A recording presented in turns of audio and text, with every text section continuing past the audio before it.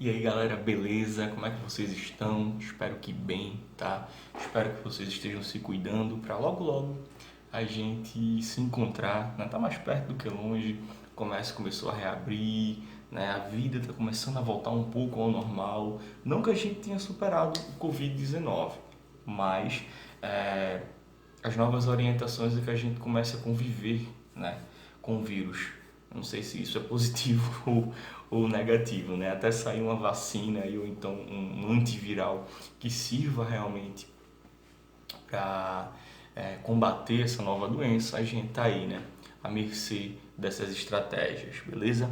É, Dando continuidade ao debate, né? Continuidade ao conteúdo, a gente no início do ano, a gente conversou um pouco, né, sobre o que seria a filosofia, o que a gente ia debater na, na disciplina, e a gente viu que filosofia foi um método de questionar, de pensar a realidade, que surgiu lá na Grécia Antiga, né, por volta de 2500 anos atrás, tá certo?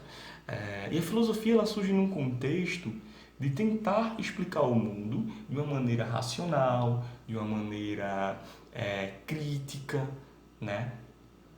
Ou seja, buscar explicar o mundo a partir dele mesmo, tá? De uma análise racional dele mesmo. Antes dessa maneira de explicar o mundo, né?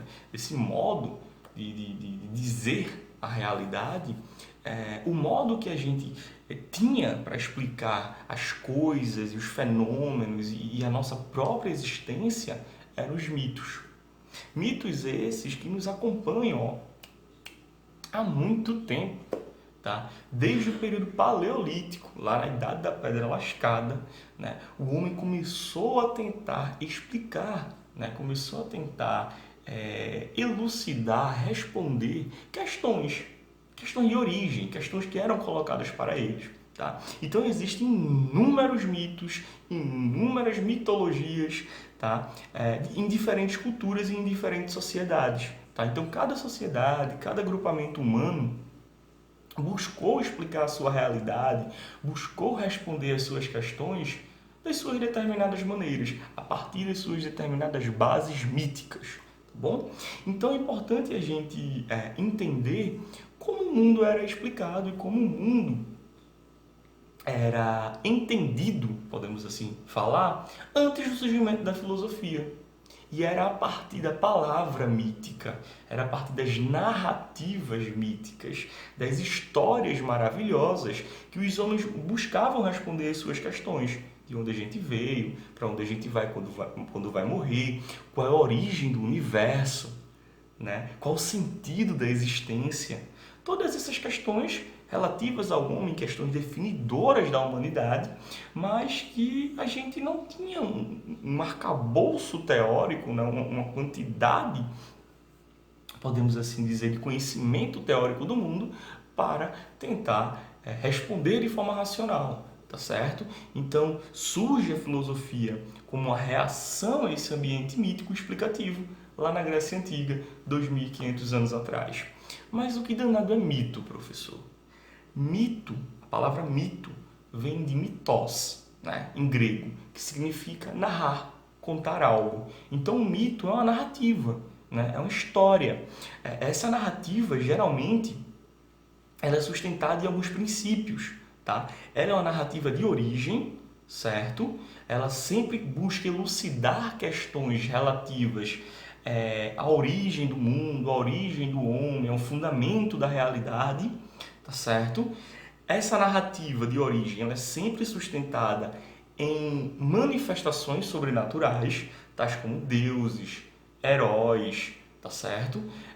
Ou seja, o mito ele busca explicar a natureza no além da própria natureza, tá certo? Então, para a mitologia, o fundamento da realidade é o sobrenatural, tá certo? Então, as explicações míticas buscam elucidar questões do ambiente natural humano a partir de histórias e criações, tá? Que vão além dessa própria natureza. tá certo? Então a gente pode definir mitologia, mito, como narrativas que têm o intuito de narrar, contar a origem do homem, a origem do universo, a partir de deuses, heróis, tá? Ou seja, é todo um conjunto de histórias maravilhosas. É importante a gente salientar que algumas características de um mito de uma sociedade se confundem com características de mitos de outra sociedade. Tá? Porque a gente sabe que houveram inúmeras relações culturais, inúmeras relações sociais no processo de formação da humanidade. Então, algumas características se confundem, mas é importante também a gente salientar que não há uma só sociedade que a gente tenha entrado em contato ainda, seja ela primitiva, seja ela arcaica, ou seja ela extremamente bem, como eu posso dizer, desenvolvida socialmente, que não tenham criado narrativas míticas para explicar a realidade, tá bom? Lá na Grécia Antiga, né, surgiu então um modo de explicar a realidade típico grego, que se chamou mitologia grega, tá? Ou seja, o conjunto de explicações míticas do povo grego, tá? E em várias outras sociedades, a mitologia grega ela exercia vários papéis. Não era só um papel de explicar a realidade, ou de alicerçar a existência humana, ou de responder questões que não tinham respostas imediatas.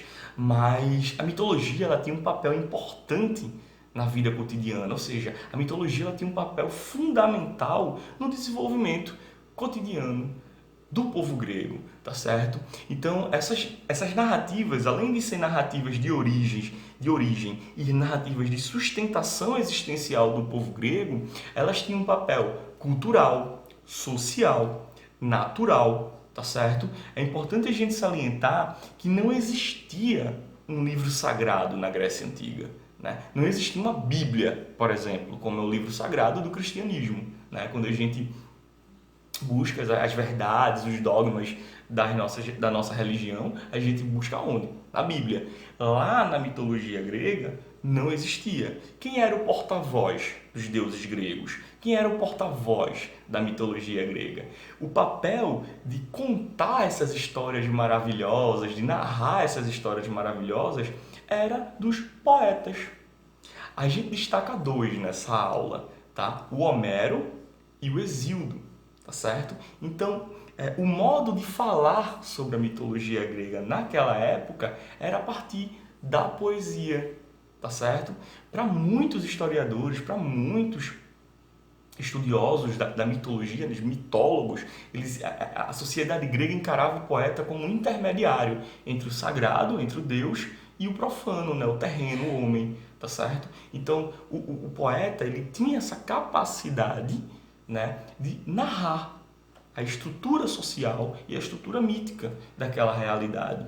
Então, é importante a gente salientar que como a mitologia ela tem um papel também educativo, pedagógico, social, né, um processo de formação moral, podemos assim dizer, tanto Hesíodo quanto Homero, que eram os poetas que mais se destacavam, podemos assim falar, historicamente, culturalmente, em poder de influência na sociedade grega, eles eram tidos como os educadores de toda a Grécia. Né? Então, a vida social se baseava em suas histórias maravilhosas. Então, percebam a importância da mitologia para o processo de formação de uma sociedade. Tá certo? Principais obras que eu destaquei aqui, a gente vai debater um pouco sobre elas, tá? Principalmente a obra de Hesíodo, né? A Teogonia. Né? A Teogonia de Hesíodo é uma obra, um poema que ele escreve descrevendo a origem dos deuses gregos. Tá? Um poema interessantíssimo. Tá? E a gente destaca a Odisseia de Homero. Tá bom? Características desses deuses gregos. Né? É importante a gente salientar que a mitologia grega ela é politeísta. Eita, professor, o que danado quer dizer com isso?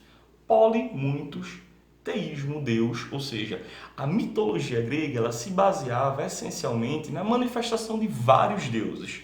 A nossa religião, o cristianismo, né, é uma religião monoteísta. Mono, um, politeísmo Deus, ou seja, um único Deus que guia as determinações da nossa religião. Em contraposição a isso, a mitologia grega existiam vários deuses de diferentes características. Eita, professor, diferentes características? Como assim? Os deuses gregos, eles se demonstravam como deuses antropomórficos. Eita, que danado é isso? Homem, mórficos, forma, ou seja, deuses em formas de homens. O que eu quero dizer com isso?